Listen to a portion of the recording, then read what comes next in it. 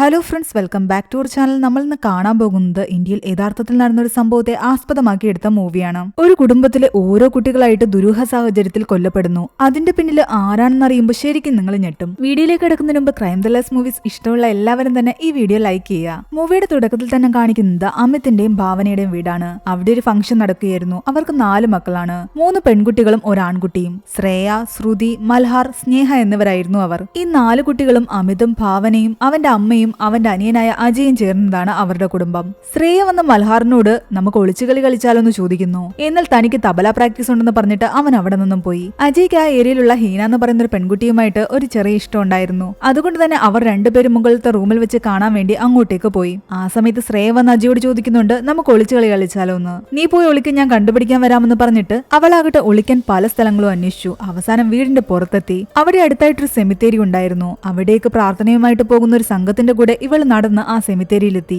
അവിടെയുള്ളൊരു കല്ലറയുടെ പിറകിൽ പോയി ഒളിച്ചിരിക്കുകയാണ് അവൾ. കുറെ കഴിയുമ്പോൾ സെമിത്തേരിയിൽ വന്ന ആൾക്കാരെല്ലാം തന്നെ തിരിച്ചുപോയി. ശ്രേയ അവിടെ തന്നെ ഇരിക്കുകയായിരുന്നു. എന്നാൽ ബാക്കിലൂടെ ആരോ അവളെ വന്ന് നോക്കുന്നതും അവളുടെ അടുത്തേക്ക് വരുന്നതായിട്ടും നമ്മളെ കാണിക്കുന്നു. സൗണ്ട് കേട്ട് അവൾ തിരിഞ്ഞു നോക്കുമ്പോഴേക്കും കല്ലുകൊണ്ട് ആരോ അവളുടെ നെറ്റിയിലടിച്ചിട്ട് അവൾ താഴെ വീണിരുന്നു. ഫംഗ്ഷനെല്ലാം കഴിയുമ്പോൾ ഭാവനയാകട്ടെ മകൻ മൽഹാറിനോട് പറയുന്നുണ്ട് ശ്രേയയും ശ്രുതിയും വിളിച്ചിട്ട് വരാൻ. അവൻ അവിടെയെല്ലാം പോയി നോക്കിയിട്ടും ശ്രേയ എവിടെയും കണ്ടില്ല.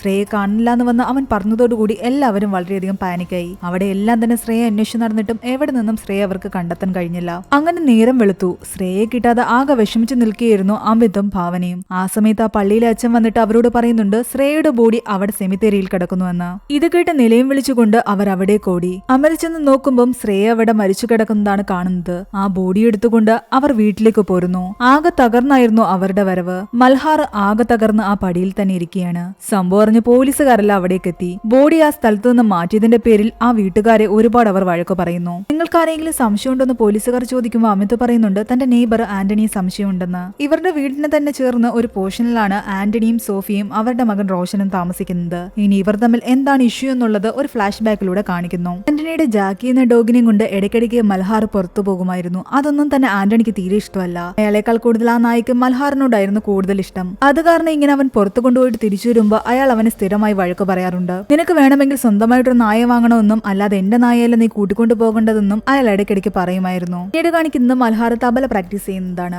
അമിതായിരുന്നു അവനെ അതെല്ലാം തന്നെ പഠിപ്പിച്ചുകൊണ്ടിരുന്നത്. അതിന്റെ ഇടയ്ക്ക് പുറത്തു നിന്ന് ആന്റണിയുടെ ബഹളം കേൾക്കുന്നു. അമിത് ചെന്ന് നോക്കുമ്പോൾ അയാളുടെ കയ്യിൽ അയാളുടെ നായ ജാക്കിയുടെ ജഡമായിരുന്നു ഇരിക്കുന്നത്. അയാൾ എന്നിട്ട് മൽഹാറിനെ ചൂണ്ടിക്കൊണ്ട് പറയുന്നുണ്ട് ഇവനാണ് എന്റെ നായയെ കൊന്നതെന്ന്, ഇവൻ കല്ലുകൊണ്ട് അടിച്ചു കൊന്നതാണെന്ന്. എന്നാൽ അമിത് പറയുന്നു ഒരിക്കലുമല്ല, അവൻ ഇവിടെ തന്നെ ഉണ്ടായിരുന്നു, എന്റെ കൂടെ അവിടെ പ്രാക്ടീസ് ചെയ്തുകൊണ്ടിരുന്നത്. പക്ഷെ അയാൾ അതൊന്നും കേൾക്കാൻ കൂട്ടാക്കിയില്ല. അയാൾ ഒരുപാട് ആ നായയെ സ്നേഹിച്ചിരുന്നു. ഒരു കുഞ്ഞിനെ പോലെയാണ് അയാൾ അതിനെ കണ്ടിരുന്നത് പോലും.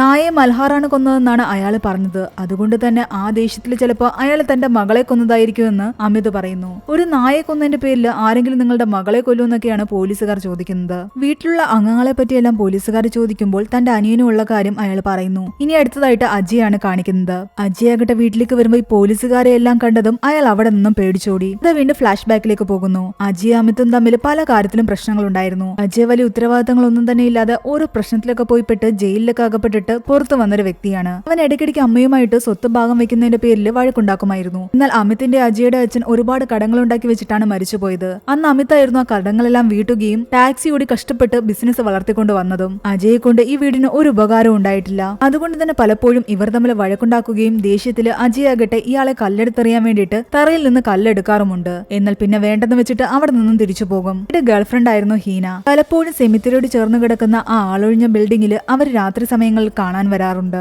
ഇനി അടുത്തതായിട്ട് പോലീസിന് സംശയം അമിതിനെ ആയിരുന്നു. കാരണം അയാളാണല്ലോ ബോഡി അവിടെ നിന്ന് മാറ്റിയത്. അമിതിന്റെ ഒരു ഫ്ലാഷ് ബാക്ക് സ്റ്റോറി കൂടി കാണിക്കുന്നു. അമിതിന് തന്റെ മക്കളിൽ കൂടുതൽ ഇഷ്ടം മൽഹാറിനോടായിരുന്നു. ശ്രേയ അയാളോട് ചോദിക്കാറുണ്ട് ഞാൻ അച്ഛനെ പോലെയാണോ അമ്മയെ പോലെയാണോ എന്ന്. അയാൾ അതിന് ഒരു മറുപടിയും പറയാതെ ആ ചോദ്യം കേട്ട് ആകെ ഡിസ്റ്റർബ് ആകുന്നു. എന്നാൽ ഇത് കണ്ടതും ഭാവന അയാളെ വഴക്ക് പറയുന്നു. കുട്ടികളോടെല്ലാം ഉറങ്ങാൻ പറഞ്ഞ ശേഷം ഭാവന അയാളോട് പറയുന്നുണ്ട് അവളുടെ ചോദ്യത്തിന് എന്തുകൊണ്ടാണ് നിങ്ങൾ ഉത്തരം പറയാത്തതെന്ന്. ശ്രേയയും ശ്രുതിയും നമ്മുടെ മക്കൾ തന്നെയാ, നമ്മുടെ എല്ലാം നിന്റെയാണെന്നാണ് അയാൾ പറയുന്നത്. നിങ്ങൾ എന്തൊക്കെയാ പറയുന്നത്, അവർ 4 പേരും നമ്മുടെ മക്കളാണെന്ന് അവൾ വീണ്ടും വീണ്ടും പറയുന്നു. എന്നിട്ട് എന്തുകൊണ്ടാണ് ശ്രേയയും ശ്രുതിയും തന്റെ മക്കളായിട്ട് കാണാത്തതെന്ന് ഈ മൂവിയുടെ അവസാനേ നമുക്ക് മനസ്സിലാകൂ. ഇവർ ഈ തമ്മിലുണ്ടാക്കുന്ന പ്രശ്നങ്ങളെല്ലാം തന്നെ അപ്പുറത്തെ റൂമിൽ കിടന്ന കുട്ടികളും കേൾക്കുന്നുണ്ട്. കൂട്ടത്തിൽ ഏറ്റവും ചെറുത് സ്നേഹിയാണ്. അവൾ കൈക്കുഞ്ഞാണ്. ശ്രേയയോടും ശ്രുതിയോടും മൽഹാറാകട്ടെ പ്രേത കഥകളൊക്കെ പറയുന്നുണ്ട്. അവരിതൊക്കെ കേട്ട് പേടിക്കുന്ന കണ്ട് അഹാന അവനെ വന്ന് വഴക്ക് പറയുന്നു. എല്ലാവരോടും ഉറങ്ങാൻ പറഞ്ഞിട്ട് അഹാന പോയി. രാത്രി കിച്ചണിൽ പോയി ആരോ കത്തി എടുത്തുകൊണ്ട് വന്ന് ശ്രേയയുടെ നെഞ്ചത്തേക്ക് വെക്കുന്നു. അത് കഴിഞ്ഞ് പിന്നീട് കാണിക്കുന്നത് ഈ 3 കുട്ടികളും ഓടിക്കളിച്ച് നടക്കുന്നതാണ്. ഇതിൽ നിന്ന് നമുക്ക് മനസ്സിലാക്കാം വീട്ടിൽ തന്നെയുള്ള ആരോ ഒരാളാണ് ഈ കുട്ടികളെ കൊല്ലാൻ ശ്രമിക്കുന്നതെന്ന്. കഥ വീണ്ടും പ്രസന്റിലേക്ക് വരികയാണ്. അഹാനയാകട്ടെ ശ്രേയയുടെ ബോഡി വിട്ടുകൊടുക്കാതെ തന്നെ അതും കെട്ടിപ്പിടിച്ചിരിപ്പായിരുന്നു. ഒരു വിധത്തിൽ അമിത് അവളെ പറഞ്ഞു മനസ്സിലാക്കി ആ ബോഡി ആകട്ടെ പോലീസുകാർക്ക് വിട്ടുകൊടുത്തു. ശ്രേയയുടെ മരണത്തോടു കൂടി അഹാന ആകെ തകർന്നിരുന്നു. അമിതും ആകെ വിഷമത്തിലാണ്. പോലീസുകാർ ഇപ്പോഴും അന്വേഷിച്ചുകൊണ്ടിരിക്കുകയായിരുന്നു. അതിനിടയിൽ അവർ അജയെ പൊക്കുന്നു. പോലീസിനെ കണ്ടിട്ട് എന്തിനാ പേടിച്ചോടിയെന്ന് ചോദിച്ചുകൊണ്ട്. എന്നാൽ നേരത്തെ ഒരുപാട് കേസുകളിലൊക്കെ പെട്ടിട്ട് അവൻ ജയിലിലൊക്കെ പോയിട്ടുണ്ട്. അതുകൊണ്ട് പോലീസുകാരെ കാണുമ്പോഴേ തനിക്ക് പേടിയാണെന്നാണ് അവൻ പറയുന്നത്. സംശയത്തിന്റെ നിഴലിലുള്ള ആന്റണിയെയും അജയെ അവർ സ്റ്റേഷനിലേക്ക് കൂട്ടിക്കൊണ്ടുപോയി. എന്നാൽ ആ സമയം അജയുടെ ഗേൾഫ്രണ്ട് ഹീന വന്നിട്ട് പറയുന്നുണ്ട് ശ്രേയെ കാണാതാകുന്ന ആ സമയത്ത് അജയ് എന്റെ കൂടെ ആയിരുന്നുവെന്ന്. ഞങ്ങൾ തമ്മിൽ ഇഷ്ടത്തിലായിരുന്നുവെന്നും അതുകൊണ്ട് ഒരുമിച്ച് കാണാൻ വേണ്ടിട്ട് മുകളിലെ റൂമിലേക്ക് പോയതാണെന്ന്. ആ സമയത്ത് ഒളിച്ചു കളിക്കാനെന്ന് പറഞ്ഞിട്ട് ശ്രേയ താഴേക്ക് പോയത് കണ്ടതായിട്ടും അവൾ പറയുന്നു. ഹീന വന്ന് പറഞ്ഞതുകൊണ്ട് തൽക്കാലം അജയെ അവർ ജാമ്യത്തിൽ വിട്ടയച്ചു.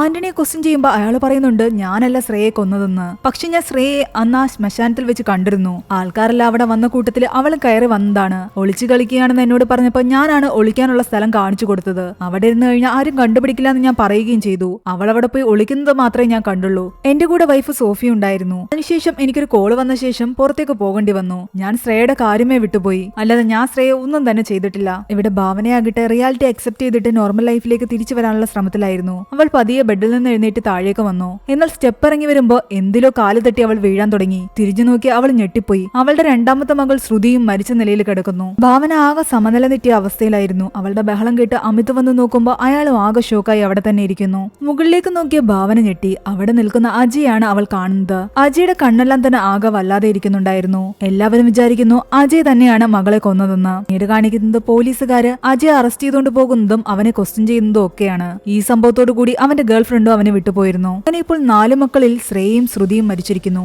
ഭാവന വീണ്ടും മാനസികമായി ആകെ തകർന്നു. ദിവസങ്ങൾ കടന്നുപോയിട്ടും അവൾ വീണ്ടും വീണ്ടും ശ്രുതിയുടെ രക്തം കിടന്ന സ്ഥലം തുടച്ചുകൊണ്ടേയിരുന്നു. അമിത്തിന്റെ അമ്മ വന്ന് അവളോട് പറയുന്നുണ്ട് നീ പോയി സ്നേഹയെ കുളിപ്പിക്ക്, ഇത് ഞാൻ നോക്കിക്കൊള്ളാമെന്ന്. അങ്ങനെ കുഞ്ഞിനെ അവളുടെ കയ്യിലേക്ക് കൊടുത്തിട്ട് അവർ ആ ബക്കറ്റ് എടുത്തോട്ട് പോകുന്ന വഴിക്ക് കാല് സ്ലിപ്പായി വീഴുന്നു. അത് കണ്ട് സ്നേഹയെ മൽഹാറിന്റെ കയ്യിലേക്ക് കൊടുത്തിട്ട് ഭാവന ഓടിച്ചെന്ന് അവരെ പിടിച്ചെഴുന്നേൽപ്പിക്കുകയാണ്. സ്നേഹയെ നോക്കുകയെന്ന് പറഞ്ഞിട്ട് അവരെ റൂമിലേക്ക് കൊണ്ടുപോവുകയായിരുന്നു ഭാവന. കുറച്ചു കഴിയുമ്പോൾ അമിത് വന്ന് നോക്കുമ്പോൾ കാണുന്നത് മൽഹാർ ആകട്ടെ സ്നേഹയെ വെള്ളത്തിൽ മുക്കിയിട്ട് മുകളിലേക്ക് ഉയർത്തുന്നതാണ്. സ്നേഹ വല്ലാതെ കരയുന്നുണ്ടായിരുന്നു. നീ എന്തായി കാണിക്കുന്നെന്ന് ചോദിക്കുമ്പോൾ ഞാൻ സ്നേഹയെ കുളിപ്പിക്കുകയാണെന്നാണ് അവൻ പറയുന്നത്. എന്നാൽ അവൻ ചെയ്തുകൊണ്ടിരുന്ന പ്രവൃത്തി കണ്ടപ്പോൾ അയാൾക്ക് മനസ്സിലായി ആ കുഞ്ഞിനെ അവൻ കൊല്ലാൻ നോക്കുകയായിരുന്നുവെന്ന്. അമിത് ഇക്കാര്യം ആരോടും പറയാതെ മൽഹാറിനെ ഒരു റൂമിലേക്ക് കൊണ്ടുപോയ ശേഷം അവനെ നല്ലപോലെ ചോദ്യം ചെയ്യുന്നു. ശ്രേയോടും ശ്രുതിയോടും നീ എന്താ ചെയ്തതെന്ന് ചോദിക്കുന്നു. കുറെ പേടിപ്പിച്ചു കഴിയുമ്പോൾ അവൻ സത്യങ്ങൾ തുറന്നു പറയുന്നു. ഞാനാണ് കൊന്നതെന്ന്. അവർ രണ്ടുപേരും എന്റെ സഹോദരിമാരല്ല എന്നല്ലേ അച്ഛൻ പറഞ്ഞത്. നിങ്ങൾ തമ്മിൽ സംസാരിക്കുന്നത് ഞാൻ കേട്ടിട്ടുണ്ട്. അവൻ ആ പറയുന്നത് കേട്ടിട്ട് ശരിക്കും അമിത് ഞെട്ടിപ്പോയിരുന്നു. ശ്രേയയും ശ്രുതിയും അവരുടെ സ്വന്തം സഹോദരൻ മൽഹാർ തന്നെയാണ് അതിക്രൂരമായി കൊന്നത്. ശ്മശാനത്തിൽ എല്ലാവരും ഉറങ്ങുകയല്ലേ ചെയ്യുന്നത്.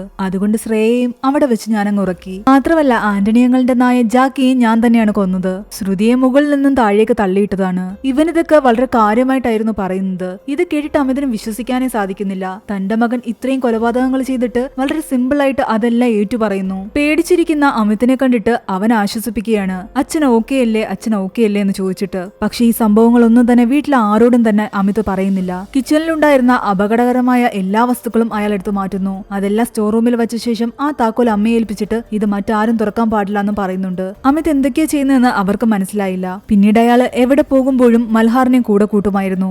ജയിലിൽ ചെന്ന് അജയ് കാണുമ്പോൾ അജയ് പറയുന്നുണ്ട് ഞാനല്ല ശ്രേയയും ശ്രുതിയും കൊന്നതെന്ന്. സത്യം അമിത് തന്നെ അറിയാമെങ്കിലും അതൊന്നും തന്നെ തൽക്കാലം അയാൾ പുറത്തു പറയുന്നില്ല. കാരണം അയാൾക്ക് മൽഹാറിനെ അത്രയധികം ഇഷ്ടമായിരുന്നു. അവനാണ് ഇതെല്ലാം ചെയ്തതെന്ന് പറഞ്ഞു കഴിഞ്ഞാൽ പോലീസുകാർ അവനെ കൊണ്ടുപോകുന്ന അയാൾക്ക് ഉറപ്പാണ്. സത്യങ്ങളെല്ലാം മനസ്സിലാക്കിയ ശേഷം അമിതാകട്ടെ അവനെ ഒറ്റയ്ക്ക് എവിടെയും കിടക്കാൻ അനുവദിച്ചിരുന്നില്ല. തന്റെ കൂടെ കിടന്നാൽ മതി എന്ന് പറഞ്ഞിട്ട് അവനെയും തന്റെ റൂമിലേക്ക് കൊണ്ടുപോയി. അച്ഛന് തന്നോട് ദേഷ്യമുണ്ടെന്ന് മനസ്സിലാക്കിയ മൽഹാർ ആകട്ടെ അയാളുടെ സിമ്പതി പിടിച്ചു പറ്റാൻ വേണ്ടിയിട്ട് സ്വന്തം കൈ അവിടെ ഉണ്ടായിരുന്ന ആണിയിൽ കൊണ്ടുപോയി വെക്കുന്നു. കൈ മുറിഞ്ഞു എന്ന് പറഞ്ഞിട്ട് അവൻ അച്ഛന്റെ അടുത്തേക്ക് ചെല്ലുന്നു. എന്നാൽ അയാൾ മൈൻഡ് പോലും ചെയ്യുന്നുണ്ടായിരുന്നില്ല.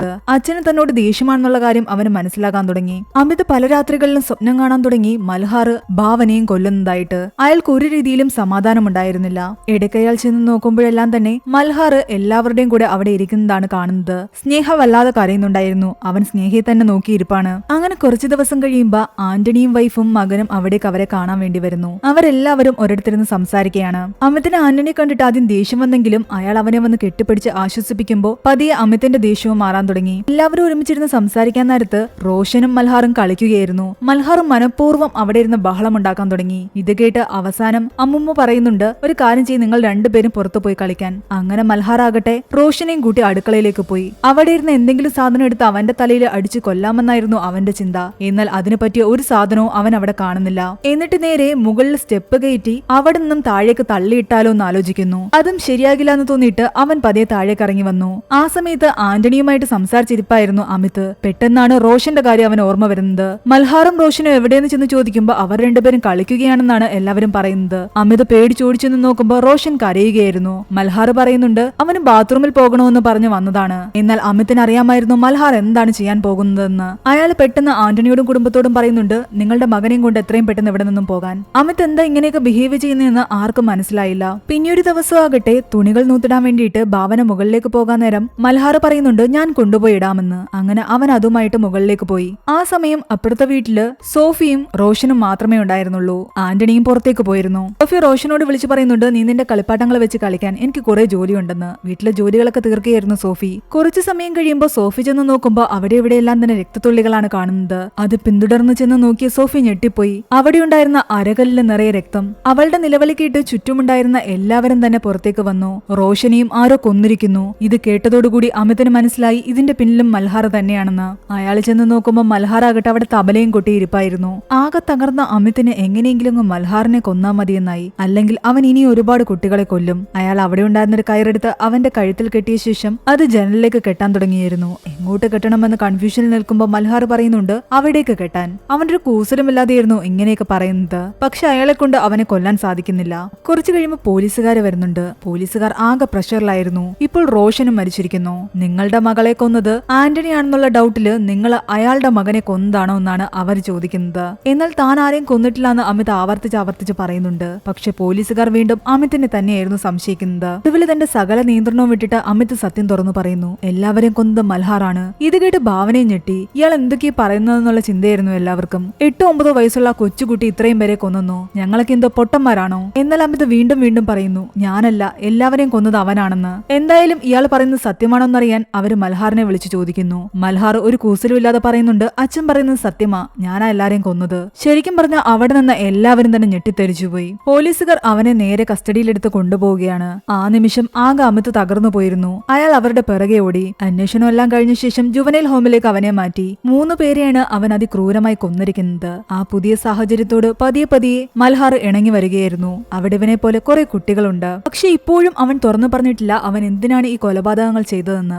അവന്റെ തലയ്ക്കുള്ളിൽ എന്താണ് നടക്കുന്നതെന്ന് ആർക്കും തന്നെ മനസ്സിലാക്കാനും സാധിക്കുന്നില്ല. അവിടുത്തെ ഡോക്ടർ അവനെ പരിശോധിക്കുമ്പോൾ അവന്റെ മുതുകിലെല്ലാം തന്നെ അടികൊണ്ട പാടുകളുണ്ടായിരുന്നു. അവന്റെ കയ്യിൽ ആണി തെറിച്ച പാടുകളും. അവനെ അവന്റെ അച്ഛൻ അമിത് ക്രൂരമായി ഉപദ്രവിക്കാറുണ്ടെന്ന് ആ ഡോക്ടറിന് തോന്നുന്നു. ഒരുപക്ഷെ ചിലപ്പോ അവനെ തന്നെ ഉപദ്രവിച്ചതും ആകാം. അവനെ കണ്ടിട്ട് ഒരു സീരിയൽ കില്ലറിനെ പോലെയൊന്നും തോന്നുന്നില്ല. മൽഹാർ ക്ലേ വെച്ച് ഓരോ സാധനങ്ങൾ ഉണ്ടാക്കുമായിരുന്നു. അവന്റെ ആ കഴിവെല്ലാം കണ്ട് ഡോക്ടർ അത്ഭുതപ്പെടുന്നുണ്ട്. താൻ വീടടിക്ക് മിസ് ചെയ്യാറുണ്ടെന്ന് അവൻ പറയുന്നു. തന്റെ സഹോദരിമാരെയും താൻ മിസ് ചെയ്യാറുണ്ട്. എന്റെ സഹോദരിമാരെ കൊന്നയാൾക്ക് ഞാൻ പണിഷ്മെന്റ് കൊടുക്കാൻ ആഗ്രഹിക്കുന്നു. അവന്റെ മനസ്സിൽ എന്തൊക്കെയാണ് നടക്കുന്നതെന്ന് ഡോക്ടറിന് മനസ്സിലാക്കാനേ സാധിക്കുന്നുണ്ടായിരുന്നില്ല. കുട്ടികളെ പലതും പ്രാക്ടീസ് ചെയ്യിപ്പിക്കുന്നതിനിടയിൽ നീഡിലും ടോയിനും കൊണ്ട് നെയ്ത്തും അവർ പഠിപ്പിക്കുന്നുണ്ടായിരുന്നു. അതെല്ലാം തന്നെ വളരെ ഭംഗിയായിട്ട് മൽഹാർ ചെയ്യാറുണ്ട്. അങ്ങനെ ഒരു ദിവസം ഈ ക്ലാസ് ഒക്കെ കഴിഞ്ഞിട്ട് അവൻ ഒരു കുട്ടിയുടെ കൂടെ പുറത്തിരുന്ന് സംസാരിക്കുകയായിരുന്നു. അവിടുത്തെ CCTV കണ്ടിട്ട് അവൻ ആ കുട്ടിയോട് ചോദിക്കുന്നുണ്ട് ഇത് ഫുൾ ടൈം റെക്കോർഡ് ചെയ്യുമെന്ന്. നമ്മൾ ചെയ്യുന്നതെല്ലാം തന്നെ അത് റെക്കോർഡ് ചെയ്യുമെന്ന് ആ കുട്ടി പറയുന്നുണ്ട്. അതേസമയം അവിടുത്തെ സ്റ്റാഫ് നോക്കുമ്പോഴാകട്ടെ കുട്ടികൾ നെയ്ത്ത് കഴിഞ്ഞ് വെച്ചിട്ട് പോയ ഒരു നീഡില് മാത്രം കാണാനില്ല. എണ്ണത്തിൽ ഒരെണ്ണം കുറവ്. അവർ CCTV ചെക്ക് ചെയ്യുമ്പോൾ അത് മൽഹാറാണ് എടുത്തതെന്ന് മനസ്സിലായി. പേടിച്ചുപോയി അവർ ചെന്ന് നോക്കുമ്പോൾ മൽഹാർ ഒരു കുഴപ്പമില്ലാതെ ആ കുട്ടിയുടെ അടുത്തിരുന്ന് സംസാരിക്കുകയായിരുന്നു. അവരാകട്ടെ മൽഹാറിനെ കൂട്ടി ഡോക്ടറിന്റെ അടുത്തേക്ക് ചെല്ലുന്നു. നീ എന്തിനാ നീഡിലെടുത്തെന്ന് ചോദിക്കുമ്പോൾ അവൻ പറയുന്നുണ്ട് ഞാൻ അത് വെച്ചൊരു സാധനം ഉണ്ടാക്കിയെന്ന്. അവൻ അത് വെച്ച് ഒരു പൂവായിരുന്നു ഉണ്ടാക്കിയിരുന്നത്. അത് കണ്ടപ്പോൾ ശരിക്കും അവർക്ക് സമാധാനമായി. ആ നീഡിൽ വെച്ച് അവൻ ആരെയും കുത്തി കൊല്ലാനല്ലോ ശ്രമിച്ചത്, അതുകൊണ്ടൊരു പൂവുണ്ടാക്കുകയായിരുന്നല്ലോ. അതുകൊണ്ട് അവന്റെ ബിഹേവിയറിൽ ഒരുപാട് മാറ്റമുണ്ടായി എന്നാണ് അവർ വിചാരിക്കുന്നത്. അതിനുശേഷം അമിത് അവനെ കാണാൻ വന്നെങ്കിലും അവൻ അമിതിനെ കാണാൻ കൂട്ടാക്കിയില്ല. ബഹളം ഉണ്ടാക്കി എനിക്ക് ആരെയും കാണണ്ടെന്ന് പറഞ്ഞിട്ട് മുകളിലേക്ക് തന്നെ തിരിച്ചു കയറിപ്പോയി. എന്റെ മകൻ തന്നിൽ നിന്നും ഒരുപാട് അകന്നുപോയെന്ന് അമിതിന് മനസ്സിലായി. അയാൾ ആകെ തകർന്ന അവസ്ഥയിലായിരുന്നു. മൽഹാർ എപ്പോഴും ഒറ്റയ്ക്കിരിക്കുകയാണ് ചെയ്യുന്നത്. അധികം ആരോടും തന്നെ എപ്പോഴും കൂട്ടുകൂടാറൊന്നുമില്ല. തനിക്ക് വീട്ടിലെ എല്ലാരെയും കാണണമെന്ന് പറയും. ഓരോരുത്തരുടെയും പേരെടുത്ത് അവൻ പറയാറുണ്ട്. ശ്രുതിയും ശ്രേയെ പോലും കാണണമെന്ന് പറയും. പക്ഷെ അച്ഛനെ കാണണ്ടേ എന്ന് ചോദിക്കുമ്പോൾ അവൻ അതിന് മറുപടി ഒന്നും പറയാറില്ല. ഇവിടെ ആകെ തകർന്നിരിക്കുന്ന ഭാവനയോട് അമിത് വന്ന് പറയുന്നുണ്ട് അവരുടെ 2 പേരുടെയും മരണത്തിന് ശേഷമാണ് എനിക്ക് മനസ്സിലായത് അവർ 2 പേരും എന്റെ മക്കൾ തന്നെയായിരുന്നുവെന്ന്. ഞാൻ നിന്നെ അനാവശ്യമായിട്ട് ഒരുപാട് കാര്യങ്ങൾ പറഞ്ഞ് വിഷമിപ്പിച്ചിട്ടുണ്ട്. ഇനി ഒരിക്കലും അങ്ങനെ ഉണ്ടാകില്ല. കുറച്ച് ദിവസങ്ങൾ കഴിയുമ്പോൾ മൽഹാർ ഇവിടേക്ക് തിരിച്ചു വരും. നമ്മൾ ഒരിക്കലും അവനോട് ദേഷ്യത്തോടെ സംസാരിക്കാൻ പാടില്ല. നോർമലായിട്ട് വേണം സംസാരിക്കാൻ. പക്ഷെ ഭാവന ഇതിനൊന്നും തന്നെ മറുപടി പറയുന്നില്ല. അവള് വീണ്ടും ഒന്നും മിണ്ടാതെ അവിടെ തന്നെ കിടന്നു. അമിത് വന്നിട്ട് പോയതിന്റെ പിറ്റേന്ന് മോർണിംഗ് പ്രേയറിന് കയറിയ ശേഷം മൽഹാർ പിന്നെ തന്റെ ബെഡിൽ നിന്ന് എഴുന്നേറ്റിട്ടുണ്ടായിരുന്നില്ല. ഡോക്ടർ വന്ന് ചോദിച്ചിട്ടും അവൻ ഒന്നും തന്നെ മിണ്ടാതെ എന്തൊക്കെയോ ആലോചിച്ച് കിടക്കുകയായിരുന്നു. അതൊന്ന് സംസാരിക്കാൻ താല്പര്യമില്ലെങ്കിൽ നീ ചിത്രങ്ങളിലൂടെ കാര്യങ്ങൾ പറഞ്ഞാൽ മതിയെന്നാണ് ഡോക്ടർ പറയുന്നത്. അങ്ങനെ പിറ്റേന്ന് അവനെ ഒരു റൂമിലിരുത്തിയ ശേഷം അവർ പടം വരയ്ക്കാനുള്ള സാധനങ്ങളെല്ലാം കൊടുത്തു. CCTVയിലൂടെ അവർ അത് നോക്കുന്നുണ്ടായിരുന്നു. അവൻ ആദ്യം കുറെ പടങ്ങൾ വരച്ചു. എന്നാൽ അതെല്ലാം തന്നെ ദേഷ്യത്തോടെ ചുരുട്ടിക്കൂട്ടി വേസ്റ്റ് ബിന്നിൽ കൊണ്ടിടുന്നു. അവസാനം വരച്ച ചിത്രം മാത്രമാണ് അവൻ ഡോക്ടറെ കാണിക്കുന്നത്. അതവൻ തബല കൊട്ടിക്കൊണ്ടിരിക്കുന്ന ചിത്രമായിരുന്നു. നിനക്ക് തബല എത്രയധികം ഇഷ്ടമാണെങ്കിൽ നിന്റെ തബല വീട്ടിൽ നിന്ന് നമുക്ക് വരുത്താമെന്നാണ് ഡോക്ടർ പറയുന്നത്. സന്തോഷത്തോടെ അവൻ അവിടെ നിന്നും പോയി. അവൻ പോയെന്ന് മനസ്സിലാക്കിയതും വേസ്റ്റ് ബിന്നിൽ നിന്നും അവർ ആ ചിത്രങ്ങൾ എടുത്തു നോക്കി. ശരിക്കും അവർ ഷോക്കായി പോയിരുന്നു. മറ്റു ഡോക്ടറിനെ കൂടി കാണിച്ചതോടുകൂടി അയാളും ഷോക്കായി. അയാൾ ആ ചിത്രങ്ങളുമായിട്ട് പോലീസ് സ്റ്റേഷനിലെത്തിയിട്ട് മൽഹാറിന്റെ കേസിനെ പറ്റി സംസാരിക്കുന്നു. മൽഹാർ എല്ലാ കാര്യങ്ങളും തുറന്നു പറഞ്ഞതാണെന്നാണ് പോലീസുകാരൻ പറയുന്നത്. എന്നാൽ ഇതിനുള്ളിൽ നമ്മളറിയാത്ത എന്തോ കാര്യമുണ്ടെന്നാണ് ഡോക്ടർ പറയുന്നത്. കാരണം അവൻ വരച്ച ചിത്രങ്ങളിലെല്ലാം തന്നെ ആ കുട്ടികളെ കൊല്ലുന്നത് അമിതായിരുന്നു. അവൻ ഇതെല്ലാം ഒളിഞ്ഞിരുന്ന് കാണുന്നതായിട്ടാണ് കാണിക്കുന്നത്. ഇതിന്റെ പേരിൽ അമിത് മൽഹാറിനെ ഒരുപാട് തല്ലുന്നതായിട്ടും ആ ചിത്രങ്ങളിലുണ്ടായിരുന്നു. കുട്ടികൾക്ക് തങ്ങളുടെ അച്ഛൻ ഹീറോയാണ്. ചിലപ്പോൾ ആ ഹീറോയെ രക്ഷിക്കാൻ വേണ്ടിയായിരിക്കും മൽഹാർ എല്ലാ കുറ്റങ്ങളും ഏറ്റെടുത്തിരിക്കുന്നത്. പോലീസുകാർ വീണ്ടും ഓരോരുത്തരായിട്ട് ചോദ്യം ചെയ്യാൻ തുടങ്ങി. ആന്റണിയിൽ നിന്നും അവരറിയുന്നുണ്ട് അമിത്തിന്റെ അച്ഛനും ആന്റണിയുടെ അച്ഛനും സുഹൃത്തുക്കളായിരുന്നു. അയാൾക്ക് ബിസിനസ്സിൽ ഒരുപാട് ലോസ് ഉണ്ടായ സമയത്ത് ആന്റണിയുടെ അച്ഛനിൽ നിന്നും കുറെ കാശ് കടം വാങ്ങി. അത് തിരിച്ചടയ്ക്കാൻ പറ്റാത്തപ്പോഴാണ് വീടിന്റെ ഒരു പോർഷൻ അവർക്ക് കൊടുത്തത്. അവിടെ ഇപ്പോൾ താമസിക്കുന്നത് ആന്റണിയും അയാളുടെ വൈഫും മകനുമായിരുന്നു. അമിത് ആ സമയത്തെല്ലാം തന്നെ കടങ്ങൾ വീട്ടാനും ബിസിനസ് വളർത്താനും ടാക്സി ഓടുകയും രാത്രിയും പകലും ഒന്നുമില്ലാതെ ജോലി ചെയ്യുകയും ചെയ്തിരുന്നു. ഇടയ്ക്കിടയ്ക്ക് മാത്രമേ അയാൾ വീട്ടിലേക്ക് വരാറുള്ളൂ. ആ സമയത്തെല്ലാം തന്നെ അമിതിന് സംശയരോഗവും ഉണ്ടായിരുന്നു. ആന്റണിയും ഭാവനയും തമ്മിൽ എന്തൊക്കെയോ ബന്ധമുണ്ടെന്ന് പറഞ്ഞിട്ട്. കാരണം ആ സമയത്ത് ആന്റണിയുടെ വൈഫും പ്രഗ്നന്റ് ആയിട്ട് തന്റെ അമ്മയുടെ വീട്ടിലേക്ക് പോയിരുന്ന ടൈമാണ്. അതുകൊണ്ടാണ് അമിത് ഇടയ്ക്കിടയ്ക്ക് പറയുന്നത് ശ്രുതിയും ശ്രേയും തന്റെ മക്കളല്ലാന്ന്. അത് രണ്ടും ആന്റണിയുടെ മക്കളാണെന്നാണ് പലപ്പോഴും ഭാവനയോട് അമിത് പറഞ്ഞിരുന്നത്. ഇതിനെപ്പറ്റി അമിതിനോട് ചോദിക്കുമ്പോൾ അമിത് പറയുന്നുണ്ട് 16 മണിക്കൂറോളം ഞാൻ ടാക്സി ഓടിക്കും. എന്നാൽ ഇടയ്ക്ക് വീട്ടിലേക്ക് വിളിക്കുമ്പോൾ അവളുടെ ഫോൺ എപ്പോഴും ബിസിയാണ്. അവളും ആന്റണിയും തമ്മിൽ എന്തൊക്കെയോ ബന്ധങ്ങളുണ്ടായിരുന്നു. നിങ്ങളുടെ ആ സംശയരോഗം കൊണ്ടല്ലേ ആ 2 മക്കളും നിങ്ങളുടെ അല്ലാന്ന് തോന്നിയിട്ട് നിങ്ങൾ അവരെ രണ്ടുപേരെയും കൊന്നതെന്ന് പോലീസുകാർ അവനോട് ചോദിക്കുന്നു. എന്നാൽ അയാൾ പറയുന്നുണ്ട് ഞാനല്ല അവരെ കൊന്നത്, റോഷനെ ഉൾപ്പെടെ എല്ലാവരെയും കൊന്നത് മൽഹാർ ആണെന്ന്. ഭാവനയെ ചോദ്യം ചെയ്യുമ്പോൾ അവള് പറയുന്നുണ്ട് അമിതിനും എനിക്കും ഇടയിൽ ഇടയ്ക്കിടയ്ക്ക് പ്രശ്നങ്ങളൊക്കെ ഉണ്ടായിട്ടുണ്ട്. അമിത് പലപ്പോഴും എന്നെ തല്ലിയിട്ടുണ്ട്. തിരിച്ച് ഞാൻ അയാളെയും തല്ലും. അമിതിന്റെ അമ്മയോട് ചോദിക്കുമ്പോൾ കാശെല്ലാം ഉണ്ടാക്കിയ ശേഷം അമിതാകട്ടെ ആ വീട് തിരിച്ചു വാങ്ങാൻ വേണ്ടിയിട്ട് ആന്റണിയോട് ചോദിച്ചിരുന്നു. എന്നാൽ ആന്റണി ആ പോർഷൻ വിൽക്കുന്നില്ല എന്നാണ് പറഞ്ഞത്. അതൊക്കെ കൊണ്ടായിരുന്നു അമിതിന് ആന്റണിയോട് ഇത്ര ദേഷ്യം. ഇവിടെ മൽഹാർ വരച്ച ചിത്രങ്ങൾ ഭാവനയെ കാണിച്ചതോടുകൂടി ഭാവനയുടെ മനസ്സിലും ഡൗട്ട് തോന്നാൻ തുടങ്ങി. തന്റെ 2 പെൺമക്കളെയും കൊന്നത് അമിത് തന്നെയാണോ എന്ന്. കാരണം അത് രണ്ടും തന്റെ മക്കളല്ലാന്ന് ഇടയ്ക്കിടയ്ക്ക് അമിത് പറയുമായിരുന്നല്ലോ. ഇവിടെ മൽഹാറിന്റെ ശരീരത്തിലെ മുറിവുകളെ പറ്റി അമിതിനോട് ചോദിക്കുമ്പോൾ അമിത് ഓർക്കുന്നുണ്ട് അവൻ സ്വയം മുറിവേൽപ്പിച്ച എല്ലാ കാര്യങ്ങളും. എന്നാൽ ഇവരോടൊന്നും അത് പറഞ്ഞിട്ടും അവരാരും തന്നെ വിശ്വസിക്കുന്നില്ല. അതെല്ലാം ചെയ്തത് മൽഹാർ തന്നെയായിരുന്നു എന്ന് അമിതിനറിയാം. പക്ഷേ പോലീസുകാർ അമിതിനെ അറസ്റ്റ് ചെയ്യുന്നു. മൽഹാർ വരച്ച ചിത്രങ്ങളിലൂടെ അവന്റെ അച്ഛനാണ് ആ കുറ്റങ്ങൾ ചെയ്തതെന്നും അതെല്ലാം അവൻ ഏറ്റെടുക്കുകയായിരുന്നു എന്ന് അവർ തെളിയിക്കുന്നു. മൽഹാറിനെ തിരിച്ച് വീട്ടിലേക്ക് കൊണ്ടുവരുന്നതിന്റെ അന്ന് തന്നെയായിരുന്നു പോലീസുകാർ അമിതിനെ അറസ്റ്റ് ചെയ്തുകൊണ്ട് പോകുന്നത്. ദേഷ്യം വന്ന അമിതാകട്ടെ മൽഹാറിന്റെ നേരെ ഓടിയെടുത്തു. പോലീസുകാർ ചേർന്ന് അവനെ ബലമായിട്ട് പിടിച്ചുകൊണ്ടുപോയി. 3 പേരെ കൊന്നത് പോരാഞ്ഞിട്ട് തന്റെ മകനെ ചെയ്യാത്ത കുറ്റത്തിന് ജുവനൈൽ ഹോമിലേക്ക് അയച്ചതിന്റെയും കൂടെ കേസ് അമിത്തിന്റെ തലയിൽ അവർ ചുമത്തിയിരുന്നു. അങ്ങനെ കുറച്ച് ദിവസങ്ങൾ കടന്നുപോയി. ഒരു ദിവസമാകട്ടെ ഭാവന തുണികൾ നൂത്തിടുകയായിരുന്നു. താഴെ നിന്നിരുന്ന മൽഹാർ ആകട്ടെ സ്നേഹ കരയുന്നത് കേട്ടിട്ട് അവളെ എടുത്തുകൊണ്ട് സമാധാനിപ്പിക്കാൻ വേണ്ടിയിട്ട് കുറച്ചു ദൂരം അവിടെ ഇവിടെ നടന്നു. എന്നിട്ട് നേരെ പോകുന്നത് കിണറിന്റെ അടുത്തേക്കാണ്. ഭാവന മുകളിൽ നിന്ന് നോക്കുമ്പോൾ മൽഹാർ സ്നേഹയെ എടുത്തുകൊണ്ട് അവളുടെ കരച്ചിൽ മാറ്റാൻ നടക്കുന്നതാണ് കാണുന്നത്. പക്ഷെ കുറച്ചുനേരം കഴിഞ്ഞ് ഒന്നുകൂടെ നോക്കുമ്പോൾ അവൻ പതിയെ സ്നേഹയെ കിണറ്റിലേക്ക് ഇടുകയായിരുന്നു. ആ നിമിഷം ഭാവന ഞെട്ടിപ്പോയി. പക്ഷെ മൽഹാർ തിരിഞ്ഞു നിന്ന് അവളെ നോക്കി ഒരു ചിരിയാണ് ചിരിക്കുന്നത്. ഭാവനയ്ക്ക് മനസ്സിലായി എല്ലാവരെയും കൊന്നത് ഇവൻ തന്നെയാണെന്ന്. അതോടുകൂടി അമിതിനെ ജയിലിൽ നിന്നും റിലീസ് ചെയ്തു. മൽഹാറിനെ വീണ്ടും അറസ്റ്റ് ചെയ്ത് ജുവനൈൽ ഹോമിലേക്കാക്കി. 3 പെൺകുഞ്ഞുങ്ങളെ നഷ്ടപ്പെട്ട അമിതും ഭാവനയും ചേർന്ന് 3 പെൺകുട്ടികളെ ദത്തെടുത്തു. അവർക്ക് ശ്രേയ, ശ്രുതി, സ്നേഹ എന്ന് പേര് വെച്ചു. ആ സംഭവത്തിന് ശേഷം അവർ പിന്നീട് മൽഹാറിനെ കാണാൻ ശ്രമിച്ചിട്ടേയില്ല. മൽഹാർ എല്ലാം വ്യക്തമായ പ്ലാനിങ്ങോടുകൂടിയാണ് ചെയ്തത്. ഡോക്ടേഴ്സിനെ പോലും അവൻ പറ്റിച്ചു കളഞ്ഞു. CCTV ക്യാമറയിലൂടെ എല്ലാം നിരീക്ഷിക്കുമെന്ന് മനസ്സിലാക്കി അവൻ മനഃപൂർവ്വമാണ് ആ ചിത്രങ്ങൾ വരച്ചിട്ട് ചുരുട്ടിക്കൂട്ടി വേസ്റ്റ് ബിന്നിലിട്ടത്. അവന്റെ അച്ഛൻ അവനെ ഉപദ്രവിച്ചിരുന്നു എന്നതുപോലെ അവൻ സ്ഥാപിക്കുന്നു. അച്ഛനെ കണ്ട് പേടിക്കുന്നത് പോലെ അഭിനയിച്ചു. അതോടുകൂടി എല്ലാവർക്കും അമിതിന്റെ മുകളിലേക്ക് ഡൗട്ട് തോന്നി. ഡോക്ടേഴ്സിന്റെ വിശ്വാസം നേടിയെടുക്കാൻ വേണ്ടിയിട്ടാണ് ആ നീഡിൽ വെച്ച് അവൻ ആരെയും കൊല്ലാതെ അത് വെച്ചൊരു പൂവുണ്ടാക്കി കാണിച്ചത് തന്നെ. എല്ലാവരെയും തന്നെ അവൻ മാനിപ്പുലേറ്റ് ചെയ്യുകയായിരുന്നു. പക്ഷെ അപ്പോഴും അവൻ എന്തിനിത്രയും കൊലകൾ ചെയ്തു എന്ന് ആരോടും തുറന്നു പറഞ്ഞില്ല. അവന് ഷീസോഫ്രീനിയ ഉണ്ടെന്ന് ഡോക്ടേഴ്സ് കണ്ടെത്തുന്നു. ലോകത്തിലെ തന്നെ ഏറ്റവും ചെറിയ സീരിയൽ കില്ലർ എന്നറിയപ്പെടുന്ന അമർജിത് സാദയുടെ കഥയിൽ നിന്നും ഇൻസ്പയർ ചെയ്തെടുത്തൊരു മൂവിയാണിത്. അമർജിത്ത് തന്റെ ബന്ധുവിന്റെ കുട്ടിയെ ഉൾപ്പെടെ തന്റെ സഹോദരിമാരെയും ചേർത്തിട്ട് 3 കുട്ടികളെയാണ് ഒരു വർഷത്തിൽ കൊന്നത്. ഈ മൂവിയുടെ സ്റ്റോറി എങ്ങനെയുണ്ടായിരുന്നു നിങ്ങൾ താഴെ കമന്റ് ചെയ്യുക. എക്സ്പ്ലനേഷൻ ഇഷ്ടപ്പെട്ടെങ്കിൽ എന്തായാലും നമ്മുടെ വീഡിയോ ലൈക്ക് ചെയ്യാനും ചാനൽ സബ്സ്ക്രൈബ് ചെയ്യാനും മറക്കണ്ട.